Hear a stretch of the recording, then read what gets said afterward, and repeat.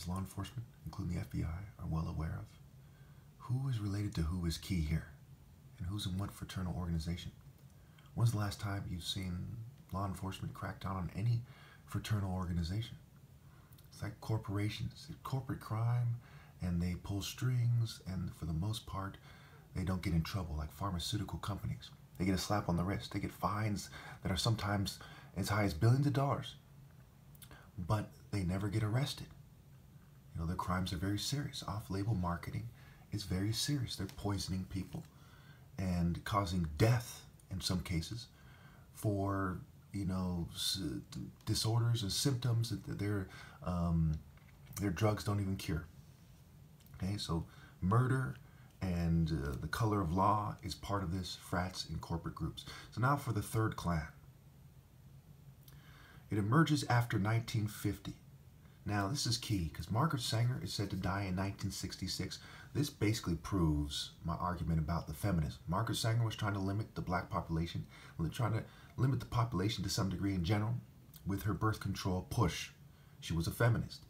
She's said to have given a speech to the Klan. There's some disinformation about her because people do not want you to effectively connect what we know about her to what we know about the Klan, and that how the Klan used to be Democrats, and you can do the math from there. The Democratic and Republican Party are basically white, racist, terrorist organizations. Not every member of these political parties, but enough members for it to be a clear-cut terrorist organization. Because when you have organized terrorism within your political party, and you play stupid about it, and you enable it, and you point the finger at other terrorist groups around the world, you're a terrorist party. And of course, we see that with Antifa, the Proud Boys. This is not anything new. Okay. What do we have here? Basically, the Anti-Defamation League estimates that their numbers are at 3,000 these days. The Southern Poverty Law Center estimates that their numbers are at 6,000. Now, this also goes back to who's allowed to say what about who. Okay, the Anti-Defamation League, right? The Southern Poverty Law Center. Who's poor and why?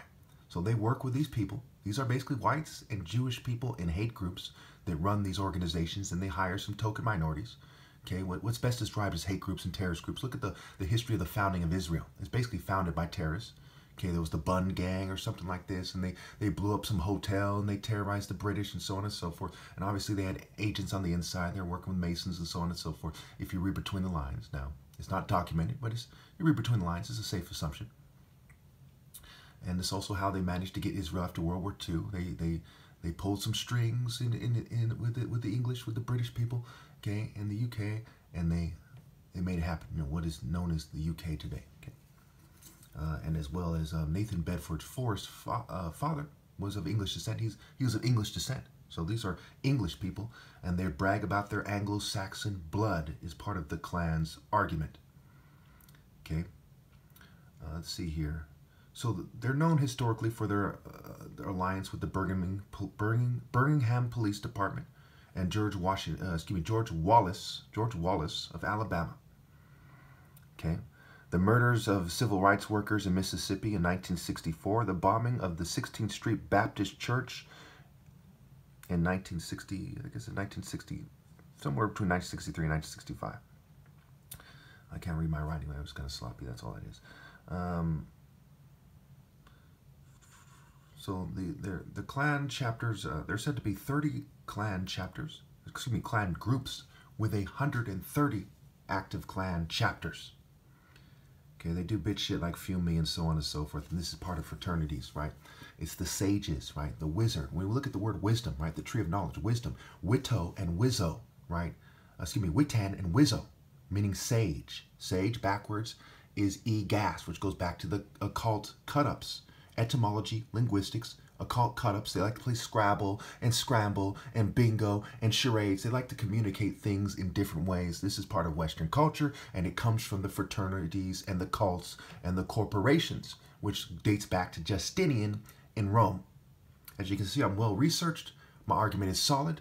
This is not about some, you know, illogical conspiracy theory. This is the facts and how they obviously connect.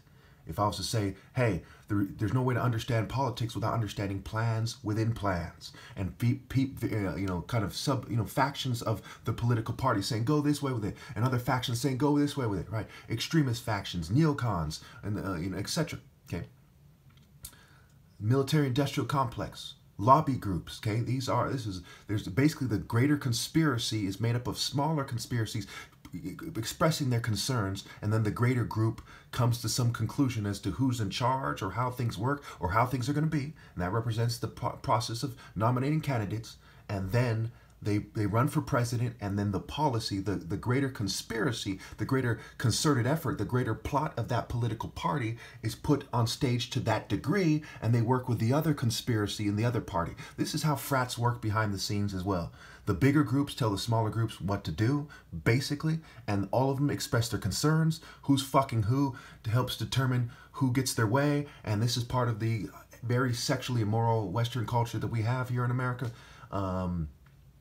This is part of it, all the porn, all the sexual coercion, all the abuse of authority, all the raping immigrants at the border, all the coercing people, the history of nativism and how they leverage that for customs enforcement, and that includes the custom of white people having white privilege in terms of getting away with coercing women all the time in this country. Why do you think that the Me Too movement is a left-wing movement? Because the main rapists in this country, and everyone knows it, okay, we look at the numbers, if for nothing else, and I'm part white, is white people, okay? And I'm second generation Nigerian. Who do I know? It's minimal. My network is minimal. My family is not established in this country. That's why it's called an establishment. The token minorities are mainly Nigeria, in terms of black people, is Nigerians from Nigeria who are in frats in Nigeria, confraternities, okay, is what they're called. Look that up, right? Like the Vikings, they even have Western names. And the token minorities who are established here are the main fraternity guys, and token minorities abroad, okay, are the fraternity guys. Not people like me, whose dad is not in a confraternity, who gave away his money to charity, who's, not doing too well financially, okay? This is, I'm the last good guy left when we do the math of who's related to who and why, and who has what network and why, and so on and so forth. It's basically, I'm the last good guy, and then there's people who are more victimized than other people, like homeless people and immigrants and so on and so forth. That's what's going on here.